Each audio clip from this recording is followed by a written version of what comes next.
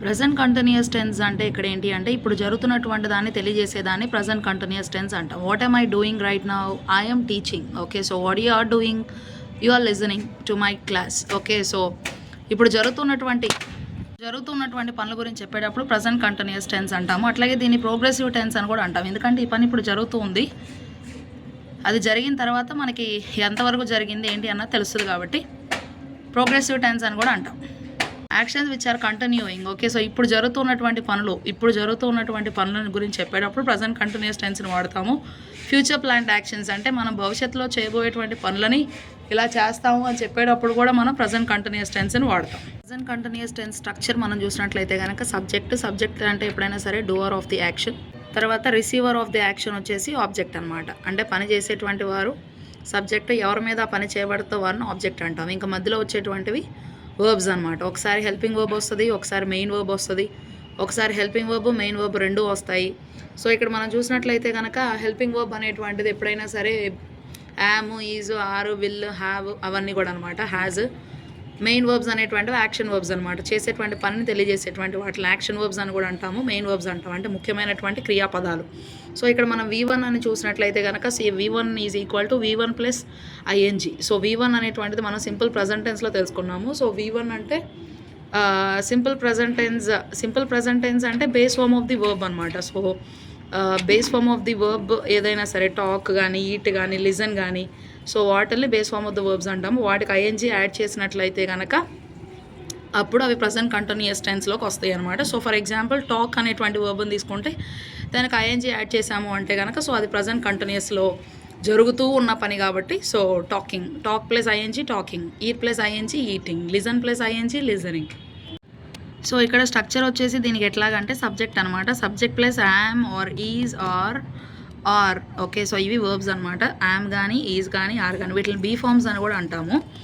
తర్వాత మనం చూసినట్లయితే V4 అనేటువంటి దాన్ని వాడతాము. సో V4 అంటే ఎప్పుడైనా సరే మనకి V1 ప్లస్ ING అని మనం ఇమాజిన్ చేస్తాం. సో I అనేటువంటి సబ్జెక్ట్కి ఎప్పుడైనా సరే యామ్ అనేటువంటి వర్బ్ను మాత్రమే యూజ్ చేయాలన్నమాట. సో I పక్కన ఎప్పుడు యామే రావాలి.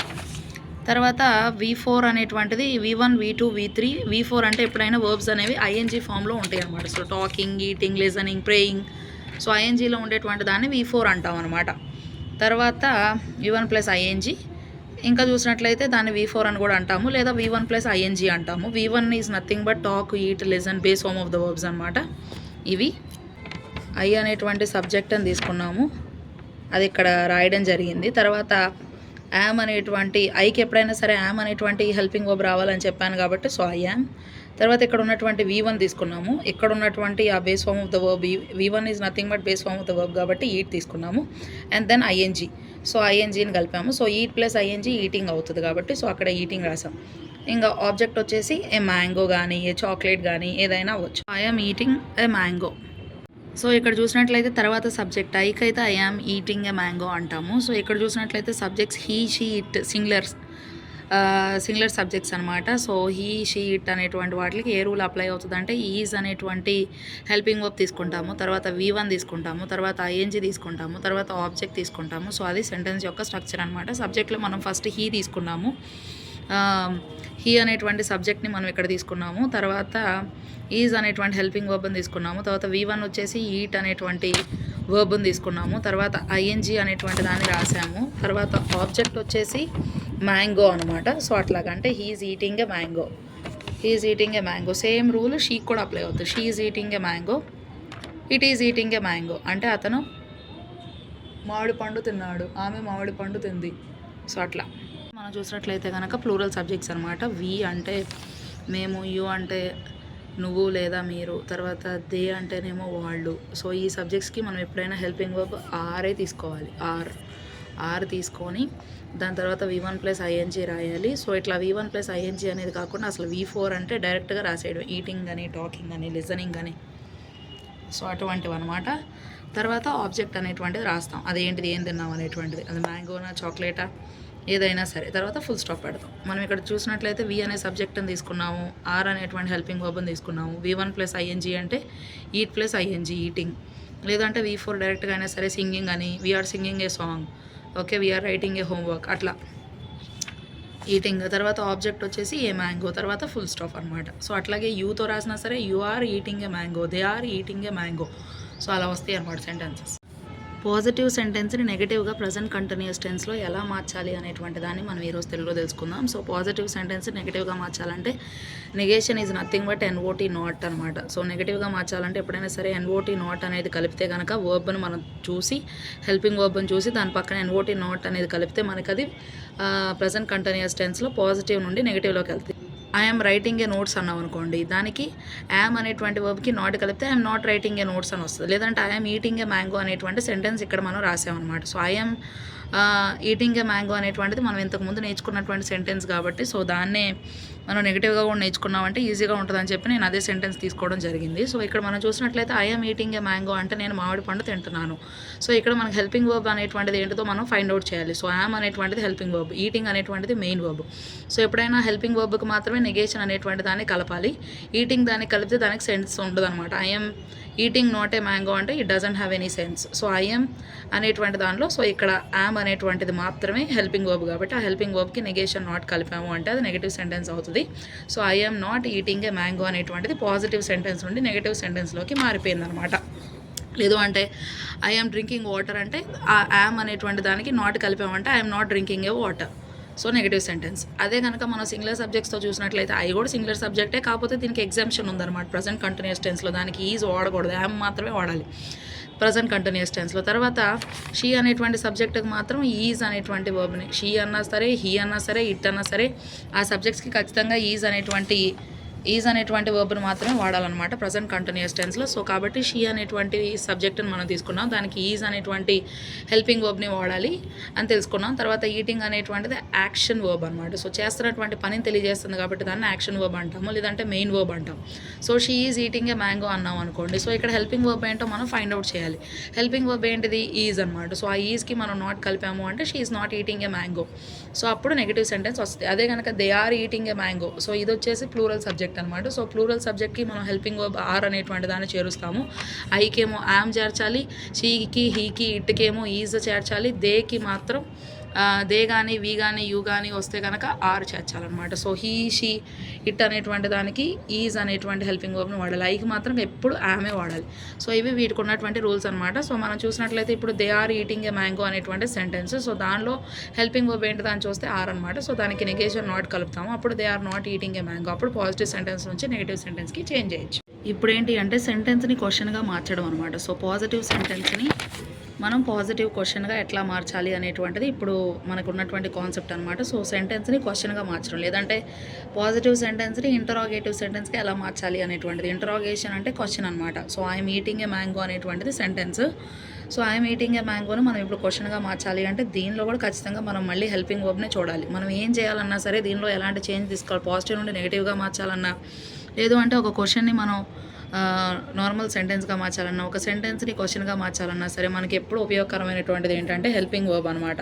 సో ఈ హెల్పింగ్ వర్బే మనకి ఇంపార్టెంట్. ఈ హెల్పింగ్ వర్బ్ని మనం తీసుకుంటాం. ఈ హెల్పింగ్ వర్బ్ యొక్క ప్లేస్లోకి సబ్జెక్ట్ వస్తుంది, సబ్జెక్ట్ ప్లేస్లోకి హెల్పింగ్ వర్బ్ వస్తుంది అనమాట. సో మనం చూసినట్లయితే ఈ యొక్క ఐ యామ్ ఈటింగ్ ఏ మ్యాంగోలో హెల్పింగ్ వర్బ్ తీసుకున్నాం. ఆ హెల్పింగ్ వర్బ్ ముందు సెంటెన్స్ స్టార్టింగ్లో వచ్చింది యామ్ అని, తర్వాత ఈ యొక్క మెయిన్ సబ్జెక్ట్ అనేటువంటిది ఐ ఇక్కడికి వచ్చింది, తర్వాత ఈటింగ్ ఏ మ్యాంగో అనేటువంటిది ఉన్నట్టుగా రాసేస్తాం. ఇక్కడ క్వశ్చన్ మార్క్ పెట్టాలి, am I eating a mango. So yam అనేది ఏమో ముందుకు వచ్చింది, ఐ అనేది తర్వాత వచ్చింది, తర్వాత ఉన్నది రాస్తాం. ఇక్కడేమో క్వశ్చన్ మార్క్ పెట్టాలి, ఇక్కడేమో ఫుల్ స్టాప్ ఉంది. ఇది సెంటెన్స్ కాబట్టి ఫుల్ స్టాప్ ఉంది, ఇది క్వశ్చన్ కాబట్టి క్వశ్చన్ మార్క్ పెట్టాలి. Am I eating a mango.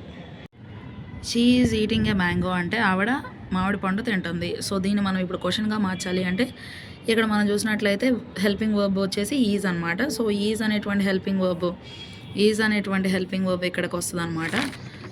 ఇక్కడ స్మాల్ లెటర్లో ఉంది, ఎందుకంటే ఇది సెంటెన్స్లో సబ్జెక్ట్ తర్వాత వచ్చింది కాబట్టి ఐ స్మాల్ లెటర్ వచ్చింది. ఇక్కడ మాత్రం మనం సెంటెన్స్లో ఈ వర్బ్నే ముందు రాయాలి క్వశ్చన్గా రాసేటప్పుడు, కాబట్టి వర్బ్లో ఉన్నటువంటి ఐ కాస్త ఇక్కడ క్యాపిటల్ లెటర్ ఐ అయింది, ఐఎస్ ఈజ్. తర్వాత ఈ యొక్క షీ అనేటువంటి సబ్జెక్ట్ ఇక్కడికి వచ్చింది కాబట్టి ఇప్పుడు స్మాల్ లెటర్ రాయాలి. ఇక్కడ సెంటెన్స్ స్టార్టింగ్లో ఉంది కాబట్టి క్యాపిటల్ లెటర్ రాసాము, ఈ షీ అని రాస్తాము. తర్వాత ఉన్నట్టుగా ఈటింగ్ ఏ మ్యాంగో అనేటువంటిది ఉన్నట్టు రాస్తాము.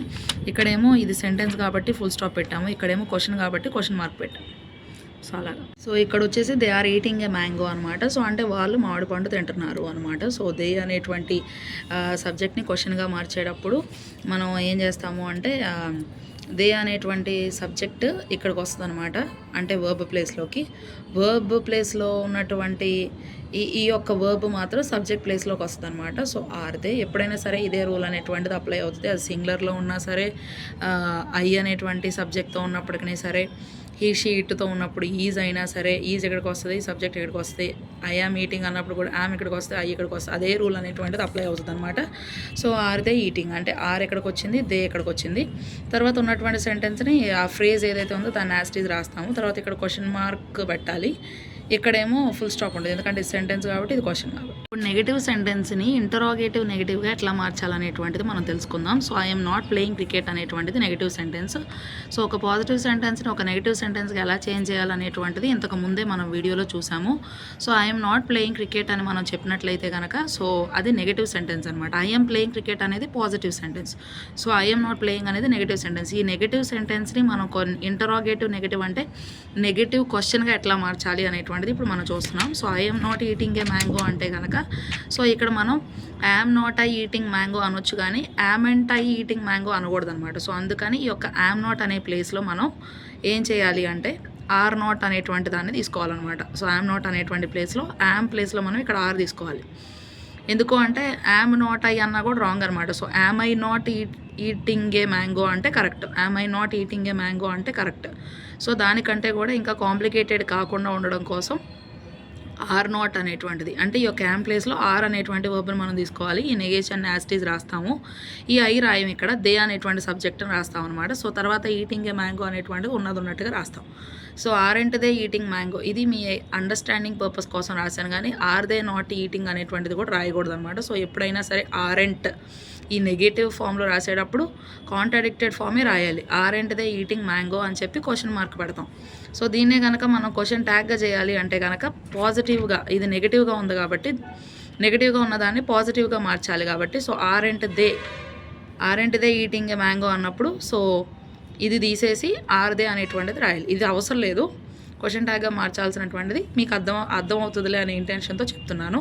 కావాలి అంటే క్వశ్చన్ ట్యాగ్స్ నేను మళ్ళీ ఇంకో వీడియోలో ఎక్స్ప్లెయిన్ చేస్తాను. She is not eating a mango మనం ఇందాకలా ఐతో చూసాము. ఐఎమ్ నాట్ ఈటింగ్ ఏ మ్యాంగోని ఎట్లాగా నెగిటివ్ ఇంటరాగేటివ్గా మార్చాలి అనేది. ఇప్పుడు ఏంటంటే సింగులర్ సబ్జెక్ట్ అయినటువంటి ఐ కూడా సింగులర్ సబ్జెక్టే, కానీ షీ అనేటువంటి దానికి, హీ అనేటువంటి దానికి, ఇట్ అనేటువంటి దానికి ఒకలాంటి రూల్స్ వస్తాయి కాబట్టి సో అక్కడ ఈజ్ అనేటువంటిది రాయాలి కాబట్టి so she is not eating a mango అనేటువంటి సెంటెన్స్ని తీసుకున్నాము. సో ఇది పాజిటివ్ నుండి నెగిటివ్ ఎలా మార్చాలో ఇంతకుముందు వీడియోలో చూసాము. So she is not eating a mango, దానికి పాజిటివ్ ఏంటి అంటే she is eating a mango. So ఇప్పుడు మనం అట్లా చేంజ్ చేసేటువంటి సమయంలో ఏం చేస్తాము అంటే ఈజ్ అనేటువంటి వర్బ్ సబ్జెక్ట్ ప్లేస్లోకి వస్తుంది.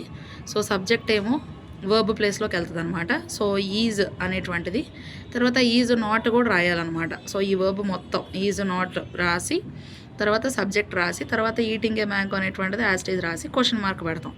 తర్వాత ఈజ్ నాట్ అనేటువంటిది ఇట్లాగా యాజ్ ఇట్ ఈజ్గా is not she eating a mango అనేది మనం రాసేటప్పుడు ఎప్పుడు రాయకూడదు, ఈజెంట్ అనే రాయాలి. So is plus not equal to isn't she eating a mango. So ఇది ఇంటరాగేటివ్ నెగటివ్ సెంటెన్స్. ఇంటరాగేషన్ అంటే క్వశ్చను, నెగటివ్ అంటే not. Same rules he she it అనేటువంటివి, అంటే హీకి ఇట్కి కూడా మనం హీ కూడా సేమ్ అట్లాగే అప్లై అవుతుంది. So she is not eating a mango హీతో రాస్తే కనుక he is not eating a mango. తర్వాత is not he eating a mango, తర్వాత isn't he eating a mango. అదే ఇట్టుతో మనం చూసినట్లయితే డాగ్స్, క్యాట్స్ సో అవి కూడా ఫ్రూట్స్ అనేటువంటివి తింటాయి కదా. సో అటువంటి సందర్భంలో మనం చెప్పేటప్పుడు అనమాట it is not eating a mango, తర్వాత is it not eating a mango, తర్వాత isn't it eating a mango. So అలా వస్తుంది. తర్వాత దేతో ఎలా చేయాలో చూద్దాం.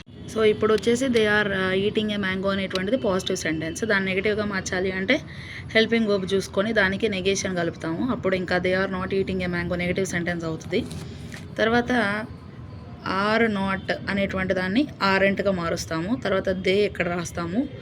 ఆర్ నాట్ ఏమో ఇక్కడికి వచ్చింది, దే ఏమో ఇక్కడికి వచ్చింది. తర్వాత ఈటింగ్ ఏ మ్యాంగో అనేటువంటిది ఉన్నట్టుగా రాస్తాము. ఇక్కడ క్వశ్చన్ మార్క్ పెడతాము. అదే విధంగా వీక్ కూడా అలాగే రాస్తాం, యూ కూడా అలాగే రాస్తాం. సో అది కూడా మనం చూద్దాం. You are eating a mango, you are not eating a mango, are and you eating a mango. Okay, so తర్వాత వీతో చూస్తే we are eating a mango, we are not eating a mango, తర్వాత are and we eating a mango.